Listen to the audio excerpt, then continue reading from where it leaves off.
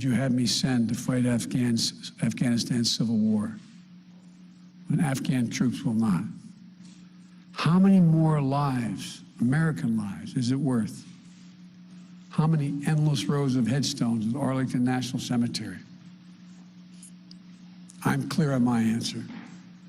I will not repeat the mistakes we've made in the past. Mistake of staying and fighting indefinitely in a conflict that is not in the national interest of the United States, of doubling down on a civil war in a foreign country, of attempting to remake a country through the endless military deployments of U.S. forces. Those are the mistakes we cannot continue to repeat because we have significant vital interest in the world that we cannot afford to ignore. I also want to acknowledge how painful this is to so many of us. The scenes we're seeing in Afghanistan, they're gut-wrenching, particularly for our veterans, our diplomats, humanitarian workers, for anyone who has spent time on the ground working to support the Afghan people, for those who have lost loved ones in Afghanistan, and for Americans who have fought and served in the country, serve our country in Afghanistan. This is deeply, deeply personal. It is for me as well. I've worked on these issues as long as anyone. I've been throughout Afghanistan during this war, while the war was going on, from Kabul to Kandahar to the Kunar Valley. I've traveled there on 4 different occasions. I met with the people. I've spoken to the leaders. I spent time with our troops. And I came to understand firsthand what was and was not possible in Afghanistan. So now we're focused on what is possible. We will continue to support the Afghan people. We will lead with our diplomacy, our international influence, and our humanitarian aid. We'll continue to push for regional diplomacy and engagement to prevent violence and instability. We'll continue to speak out for the basic rights of the Afghan people, of women and girls, just as we speak out all over the world. I've been clear that human rights must be the center of our foreign policy, not the periphery. But the way to do it is not through endless military deployments. It's with our diplomacy, our economic tools, and rallying the world to join us. Now, let me lay out the current mission in Afghanistan.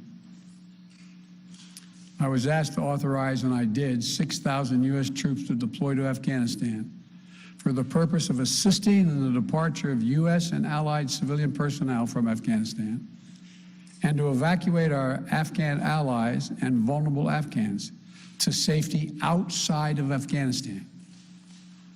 Our troops are working to secure the airfield and to ensure continued operation of both the civilian and military flights. We're taking over air traffic control. We have safely shut down our embassy and transferred our diplomats. Our diplomatic presence is now consolidated at the airport as well. Over the coming days, we intend to transport out thousands of American citizens who've been living and working in Afghanistan. We'll also continue to support the safe departure of civilian personnel, the civilian personnel of our allies who are still serving in Afghanistan. Operation Allies Refugee, which I announced back in July, has already moved 2,000 Afghans who are eligible for special immigration visas and their families to the United States. In the coming days, the U.S. military will provide assistance to move more SIV-eligible Afghans and their families out of Afghanistan. We're also expanding refugee access to cover other vulnerable Afghans who worked for our embassy. U.S. non-governmental agencies or U.S. non-governmental organizations and Afghans who otherwise are at great risk, and U.S. news agencies. I know there are concerns about why we did not begin evacuating Afghans civilians sooner. Part of the answer is some of the Afghans did not want to leave earlier, still hopeful for their country. And part of it because the Afghan government and its supporters discouraged us from organizing a mass exodus to avoid triggering, as they said, a crisis of confidence. American troops are performing this mission as professionally and as effectively as they always do, but it is not without risks. As we carry out this departure, we have made it clear to the Taliban, if they attack our personnel or disrupt our operation, the U.S. presence will be swift and the response will be swift and forceful. We will defend our people with devastating force if necessary.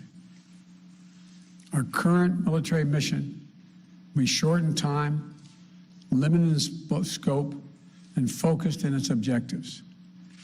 Get our people and our allies as safely as quickly as possible. And once we have completed this mission, we will conclude our military withdrawal. We will end America's longest war after 20 long years of bloodshed. The events we're seeing now are sadly proof that no amount of military force would ever deliver a stable, united, secure Afghanistan, as known in history as the graveyard of empires. What's happening now could just as easily happen 5 years ago or 15 years in the future. We have to be honest. Our mission in Afghanistan has taken many missteps, made many missteps over the past 2 decades. I'm now the 4th American president to preside over war in Afghanistan, 2 Democrats and 2 Republicans. I will not pass this responsibility on to a 5th president. I will not mislead the American people by claiming that just a little more time in Afghanistan will make all the difference. Nor will I shrink from my share of responsibility for where we are today and how we must move forward from here. I am President of the United States of America, and the buck stops with me. I'm deeply saddened by the facts we now face, but I do not regret my decision to end America's warfighting in Afghanistan and maintain a laser focus on our counterterrorism missions there and other parts of the world. Our mission to degrade the terrorist threat of al-Qaeda in Afghanistan and kill Osama bin Laden was a success. Our decades-long effort to overcome centuries of history and permanently change and remake Afghanistan was not, and I wrote and believed it never could be. I cannot and will not ask our troops to fight on endlessly in another country's civil war, taking casualties, suffering life-shattering injuries, leaving families broken by grief and loss. This is not in our national security interest. It is not what the American people want. It is not what our troops, who have sacrificed so much over the past 2 decades, deserve.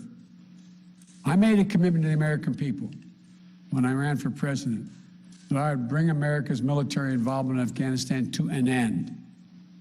While it's been hard and messy, and yes, far from perfect, I've honored that commitment.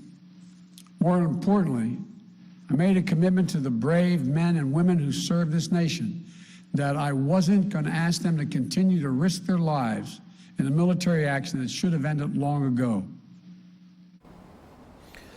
अमेरिकी सदर जो Biden का अफगानिस्तान की सूरत हाल पर कौम से खिताब इस वक्त जारी है। अफगानिस्तान में अमेरिकी मिशन दहशतगर्दी की रोकथाम के लिए था और अमेरिकी सदर का कहना था कि अफगानिस्तान से फ़ौज की वापसी का फैसला दुरुस्त था। अफगान फोर्सेस अगर लड़ना नहीं चाहती तो फिर अमेरिकन फोर्सेस भी उनके लिए कुछ नहीं कर सकती।